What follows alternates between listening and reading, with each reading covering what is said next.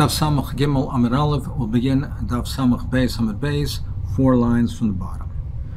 The Mishnah taught, we learned in the Mishnah that if a person shafts the Korban Pesach for Arelim and Lamulim, that it's kosher. Now the Gemara qualifies that halacha. Tanya Acher, others will see shortly that means that refers to Rabbi Meir. They say that Hikdim Mulim La'arelim is kosher. So that even though the Mishnah says that if he shafts it for both, then it's kosher, but Ramir says, Achim say that it's only if it is in a certain order.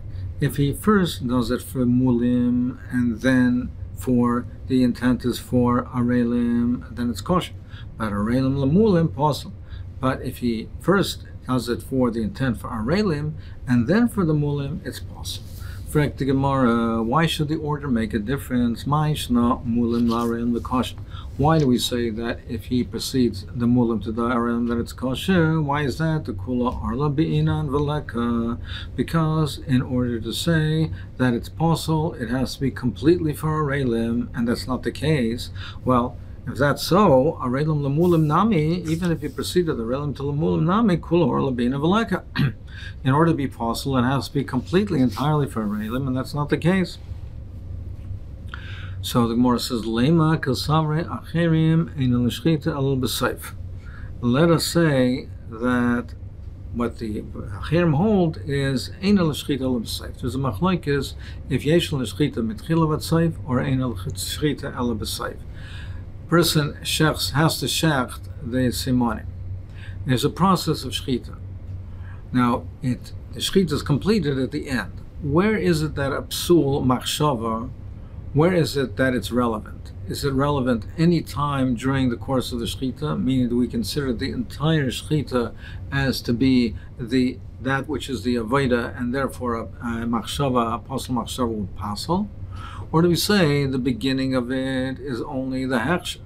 The conclusion where the siman is cut, where it's cut, the shiur that it has to be cut, that's when it's chal.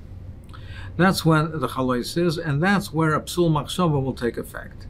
So let us say that the acherim hold that ein l'shchita ela b'seif, and therefore a apostle machshava is only relevant at the end. Ukir Rava, and it goes according to the sheet of Rava, the Omer Rava daini machlokes.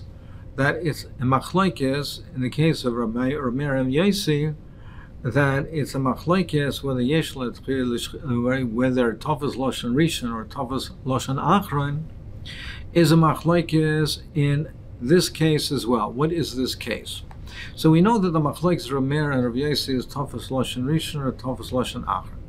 Meaning, if a person says that this animal should be a tumura, so he should says that it's a tumura's oil. And then he says it's a Tamura's shlomim, so he wants to exchange it for a oil, and he wants to exchange it for a shlomim.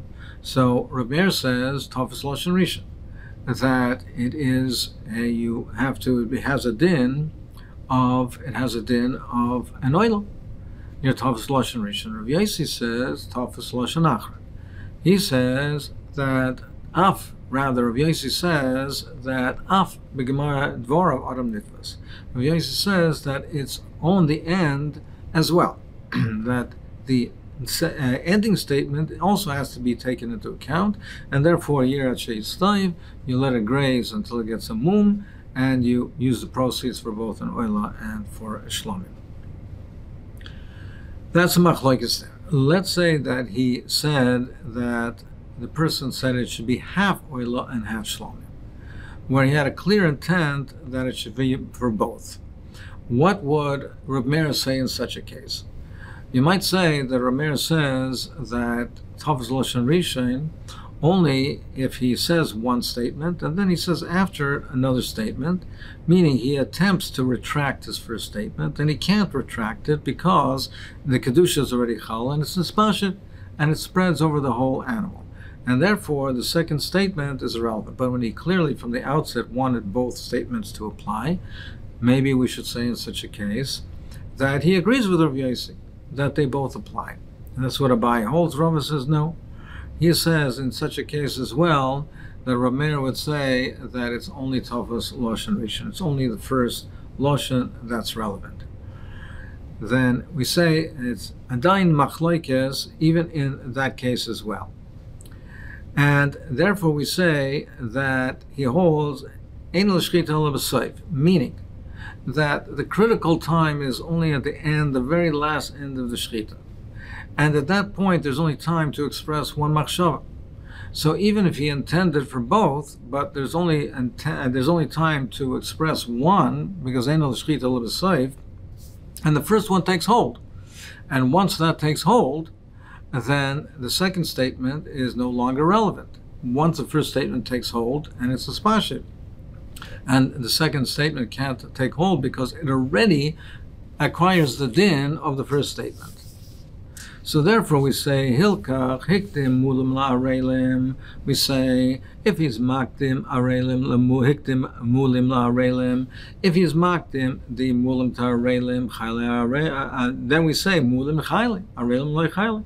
So therefore, we say the first statement takes effect. So if he's Makdim, Mulim Ta'arelim, the Mulim takes effect and the Arelim don't. But Hikdim, Arelim, L'Mulim. But if he's Makdim, Arelim, L'Mulim, Arelim Chayli, Mulim L'Chayli. So therefore, it really depends on which one is expressed first, because a Ramer Acher is a sheet of Ramer, that's Ramer, and he says Tofos Loshen Rishon. Even in such a case where he expresses both. Amar Rabba says, like, you don't have to say that. La'olam Kesavrei Acherim. Maybe I'll tell you the Ramer holds Yesh L'Shchita Mitchila V'Atzleif. Perhaps he holds and Yesh L'Shchita Mitchila V'Atzleif. So what's over here? Why do we say that there's a difference between Arelim? Which one is first? Over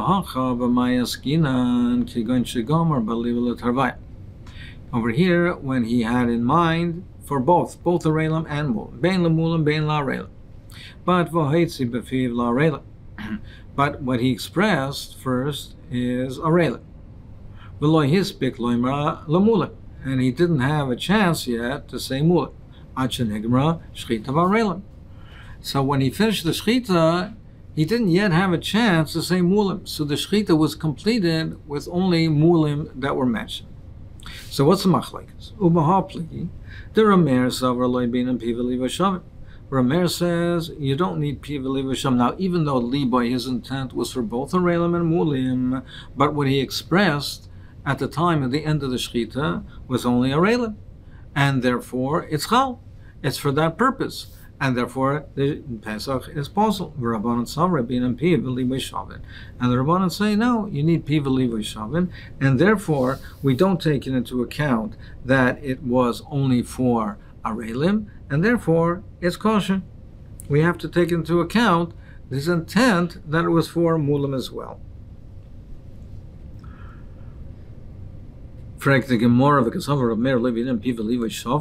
it true that Ramer says you don't need Piva Livay, that his words, even though it's not consistent with what his thoughts are, it's still binding? Very minimal. I'll ask you, Stira.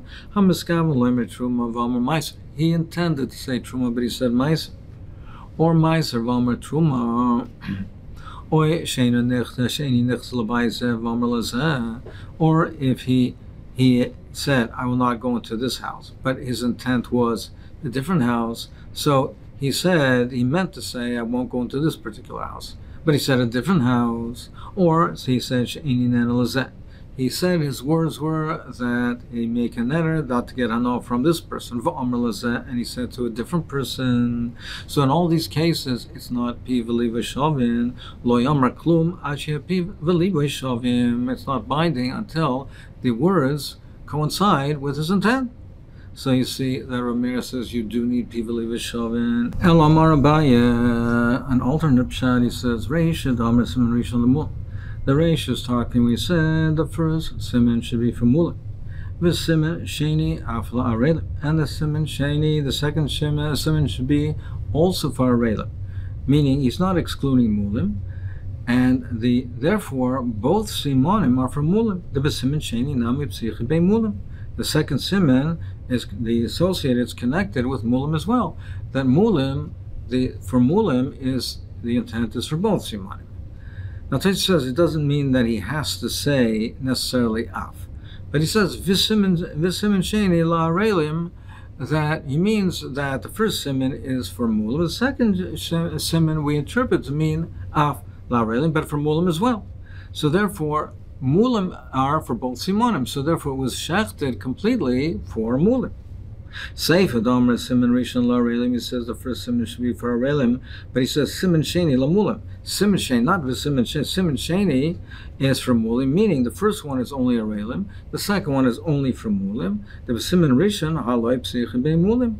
Therefore, the siman, therefore the first one, he says the siman rishon.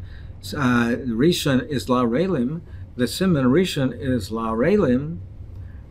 Then it is only for arelim. He hasn't mentioned mulim here at all. And the siman sheni is lamulin. The second siman is lamulin, so the second siman is lamulin, but not the first. So therefore, mulim are not connected. They're not associated with both simonim, and therefore you don't have a complete shchita for mulim. So Ramer L'Tamei, the Omer Mefagel Mechatzi Matir, and Ramer L'Tamei, that he says that you can be Mefagel Psul Machshava is even by a Chatzi Matir, even by a half a siman. So therefore, even though over here only one siman, only one pipe was for arelim, but that's enough to make it into a Psul Machshava, and therefore the korban is Psul. They